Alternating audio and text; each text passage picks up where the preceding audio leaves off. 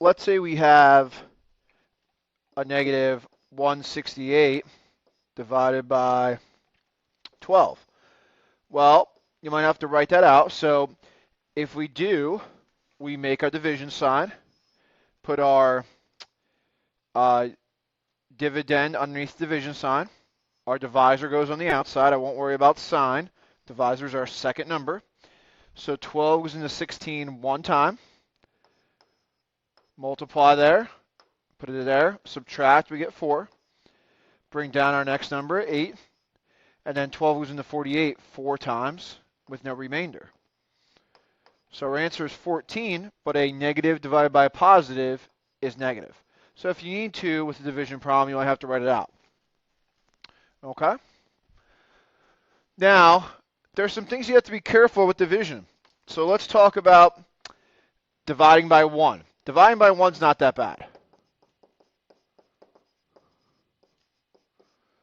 So if we have 20 divided by negative 1, well, 20 divided by 1, any number divided by 1 is just that number. So we have a positive divided by a negative, so that's negative. Okay? So dividing by 1 gives you the same number back. Okay? Now, if it's 1 divided by a number, that gets a little tricky. So let's say we have 1 divided by 9, and now we'll actually get to more of an algebraic way of writing it, 1 over 9. Well, 9 cannot go into 1, okay? So you cannot take one thing and make a group of 9 things. So the best way to leave this is 1/9, okay? And we'll get more into those type of problems in a little bit. If your denominator can't go into your numerator, the best thing to do is to simplify or reduce it, okay? And the title of that should be involving 1, but you get the idea. 0.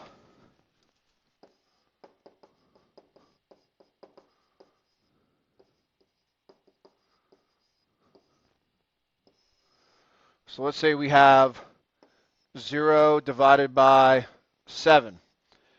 That's going to be 0. If 0 is your first number, or I could also write this problem like this, if 0 is in the numerator, your final answer is always 0. Okay? It doesn't matter what number I have. Let's say I have 0 divided by 10,321. Doesn't matter. Maybe I'll make that a negative 10,321. So 0 divided by negative 10,321, guess what? The answer is 0. If 0 is in your numerator, or is the first number in your problem, that makes your final answer 0. Now, it changes if we're dividing by 0. So let's say we have 9 divided by 0. Okay? Well, in mathematics, you cannot divide by 0. So we call this undefined. Okay? So you cannot divide by 0 or have 0 in your denominator or second in your division problem. Okay? You cannot divide by 0 in math. So just to show you the difference again, 0 divided by 7 is 0. But any number divided by 0, or written like this, that is called undefined. You can't do it. And that has a lot of implications in mathematics for a lot of different, not just basic operations, but a lot of different functions, graphing functions. It has a lot of implications. Okay? Now, let's go back to some other numbers besides 1 and 0. So let's say we have, we'll do negative 6 divided by 27. Okay, well, my first, and you should recognize this by looking at this fraction. The denominator, 27, is a lot larger than the numerator. So what does that mean? That means the denominator cannot go into the numerator. So we can't take 6 things and make a group of 27, right? So if your denominator is larger than your numerator, the best thing to do is to reduce or simplify. Okay? Some people like to give decimals here, but in higher level mathematics, and it depends upon what you're doing. If you're doing science, maybe you'll want decimals. But in higher level mathematics, we like exact answers, so we leave as a fraction. So we reduce or simplify. And both these numbers can be reduced by 3 or divided by 3. So 6 divided by 3 is 2. 27 divided by 3 is 9. And we're having negative divided by a positive, so that makes our overall answer negative. Okay? You can just put that negative sign right in front. So for certain division problems, you might have to reduce. Let's look at another example. Well, let's actually switch that. So let's say we do 27 divided by 6. Now, this is a totally different problem. Some people think, and we'll say we'll just keep them positive for right now. But if, let's say this was a positive 6, this is a totally different problem. Division, the order matters. Okay, the order is very, very important. So now, for our multiples of 6, we have 6, 12, 18, 24, 30. So what that means is 6 is not going to go into 27 to be an integer. Okay? So we need to simplify it. And just like before, and it's just, because we flip the numbers around, 3 goes into both of these. So we get 9 over 2. Okay? So now here's an example where the denominator is smaller than the numerator. So going back up here for a second, if the numerator is larger than a denominator, you're definitely going to have to reduce. But sometimes you might just have to look at the problem, and by knowing your facts of the denominator, know that it's not going to go into the numerator to be an integer. So therefore, you have to simplify. So that's why division gets so tricky sometimes for some students, is they want everything to work out to be an integer, and that's not true. All right? So let's try some practice.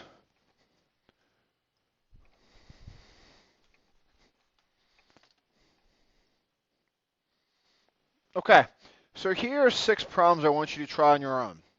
So at this point, write these problems down in your notebook or in your notes.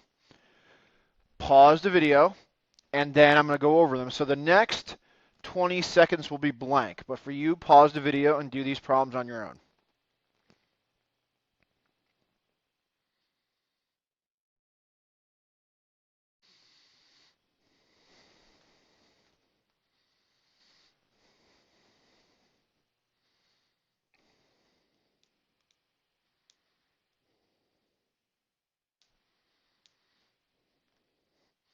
Okay, so hopefully you're able to do these problems on your own. So let's go over them. So number 1, we had negative 49, divided by negative 7. Well, 49 divided by 7 is 7, and a negative divided by negative is positive. So our final answer for that one is positive 7. Number 2, 0 divided by negative 20. So if 0 was any other number, this final answer would be negative, but 0 is a neutral number. So 0 divided by anything is just 0.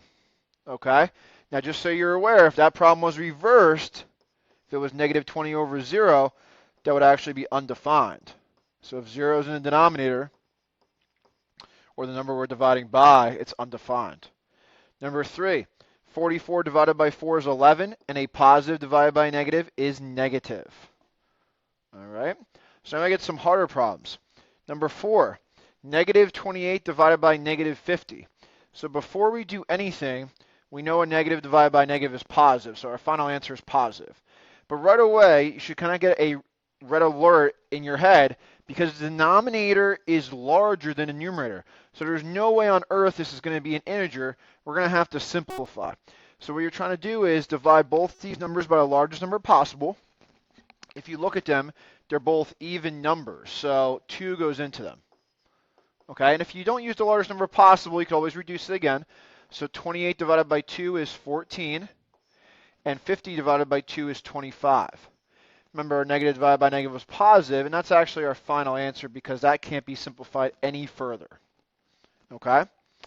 Number 5, negative 1 divided by 10. Well, 10 cannot go into 1. It's actually just like number 4, but that can't be simplified either. So our final answer is negative 1 over 10. And by the way, when you're dividing, if one of your numbers is negative and your answer is a fraction, just make your overall fraction negative. If they're both negative, like number 4, well, that became a positive, right? You don't have to write the plus there, but that became a positive. So just so you're aware of that. And then finally, number 6, we have negative 100 divided by 12. Well, for your multiples of 12, you have 12, 24, 36, 48, 60, 72, 84, right? 96. And then if you're doing those out, you could kind of see at this point, it'd be 108, that 12 does not go into 100 to be an integer. So we're going to have to simplify. So what we're trying to do is determine the biggest number that goes into the numerator and the denominator. I like to try factors of my smaller number because your factors can't be larger than that number itself if two numbers multiply to be a number. So factors of 12 are 1 and 12, 4 and 3, 2 and 6. I want to find the largest number that goes into 112. It's actually going to be 4. So 100 divided by 4 is 25. 12 divided by 4 is 3. And a negative divided by a positive is negative. So thank you very much for your attention. Hopefully you found this video lesson helpful. If you have any questions, please let me know. Have a fantastic day, everybody.